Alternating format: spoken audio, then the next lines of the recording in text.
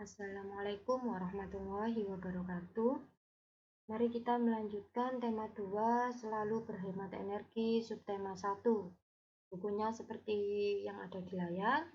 Anak-anak disiapkan buku paketnya dan juga alat tulisnya. Marilah kita berdoa terlebih dahulu. Bismillahirrahmanirrahim. Kita akan masuk ke pembelajaran 2 bahasa Indonesia. Setelah minggu lalu hari Sabtu ya, kami memberi materi PKN, hari ini bahasa Indonesia. Nah, bahasa Indonesia ini kita akan mempelajari tentang teks petunjuk anak-anak. Apa teks petunjuk itu? Yaitu teks yang menjelaskan cara menggunakan suatu benda. Contohnya, nah ini ada di halaman 3 ya. Contohnya ini kita diberikan sebuah petunjuk. Yang pertama, basahi 2 helai sapu tangan, 2 lembar tisu, dan 2 lembar kertas. Setelah itu kalau kita sudah basahi, kita jemur sehelai sapu tangan, selembar tisu, dan selembar kertas di tempat panas, sedangkan sisanya letakkan di tempat teduh. Nah, yang ketiga, kita diberikan petunjuk untuk mengamati dan menuliskan perubahan yang terjadi pada benda tersebut setelah 15 menit, 30 menit, dan 60 menit. Jadi teks petunjuk ini juga memberikan kita sebuah perintah gitu ya anak-anak. Kita diberikan petunjuk untuk melakukan suatu kegiatan untuk kita lakukan. Contoh lainnya ada di paket halaman 2, yaitu cara membuat kincir angin dari kertas. Nah, kita disuruh, ini sebuah teks petunjuk ya, contohnya yang sebelah kanan itu. Pertama kita disuruh menyiapkan alat dan bahannya. Kita harus menyiapkan lidi atau sumpit, gunting, lem, kertas yang berbentuk persegi, jarum, pin, atau paku payung. Enggak penggaris ya, atau di gambar ada penggaris, mungkin di tulisannya enggak ada. Nah, langkah-langkah pembuatannya itu kita petunjuknya seperti apa? Yang pertama, ambil kertas, lalu kita ikuti instruksi pada gambar. Nah, kita disuruh mengikuti pada gambar sampai baling-baling kertas siap, tempelkan ke ujung-ujung sumpit menggunakan jarum. Pastikan baling-baling bisa berputar. Nah, ini adalah contoh dari teks petunjuk. Contoh lainnya apa? Misalkan kalian lihat di ini anak-anak di botol obat gitu ya, biasanya ada tulisannya untuk petunjuknya itu untuk usia 1 sampai 10 tahun itu cukup setengah sendok, atau nanti 10 tahun sampai dewasa bisa 1 sendok 3 kali sehari. Itu juga merupakan teks petunjuk. Atau yang sering kalian lihat itu kalau kalian itu pasti pernah ya membuat mie goreng. Nah, pasti di belakangnya plastiknya itu anak-anak ada petunjuknya cara penggunaan atau memasak mie. Nah, itu juga termasuk teks petunjuk. Jadi sekarang anak-anak sudah tahu ya teks petunjuk itu seperti apa.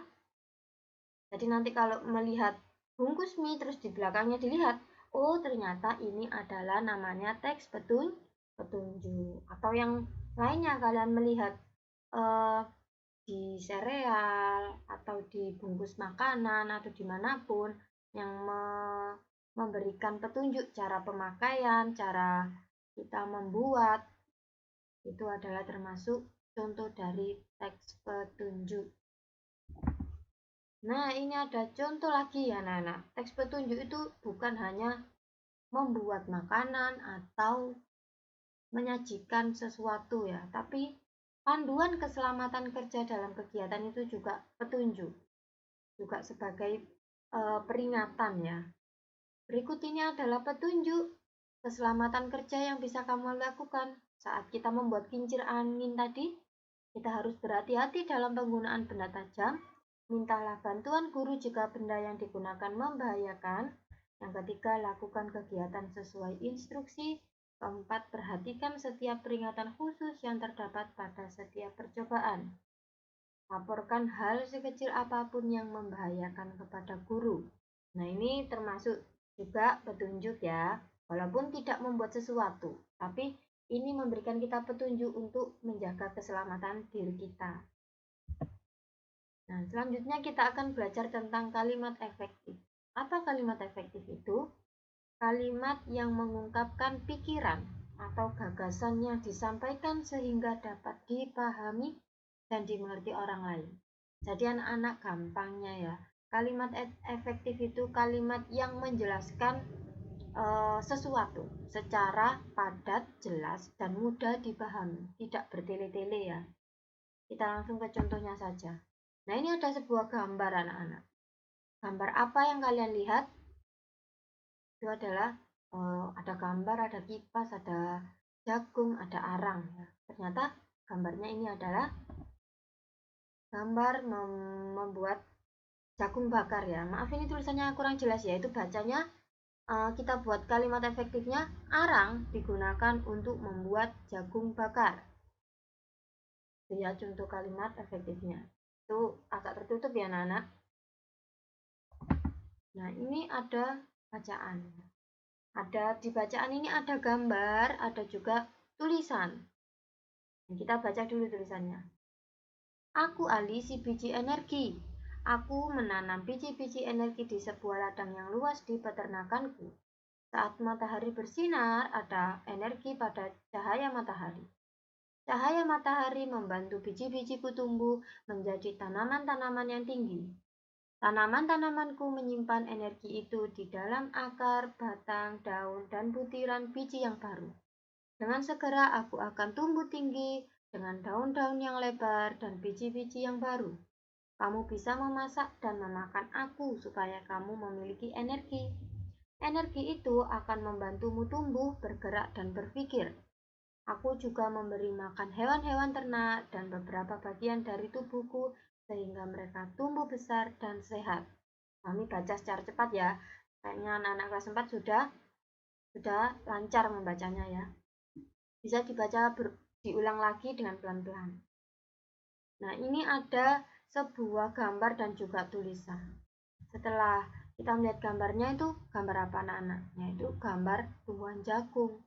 Setelah kita baca, ternyata berisi tentang manfaat dari jagung ya, banyak manfaatnya. Bisa dimakan manusia, juga bisa untuk makanan hewan ya. Nah, gambar itu dapat memperkuat isi atau materi. Sedangkan setelah kita memahami gambar dan membaca tulisan, maka kita dapat menjawab pertanyaan dari bacaan. Ya. Jadi kita kalau ada gambar, kita perhatikan gambarnya. Kira-kira gambar apa itu? Seperti yang jagung tadi. Oh, ternyata itu gambar orang yang sedang membuat jagung bakar. Tapi contoh yang kedua, ada gambar, ada tulisan. Harus kita pahami dua-duanya. Kita lihat gambarnya dulu, lalu kita baca tulisannya. Nah, setelah itu kita bisa menjawab pertanyaan jika ada sebuah pertanyaan. Baik ya anak-anak, kita tadi sudah belajar apa aja?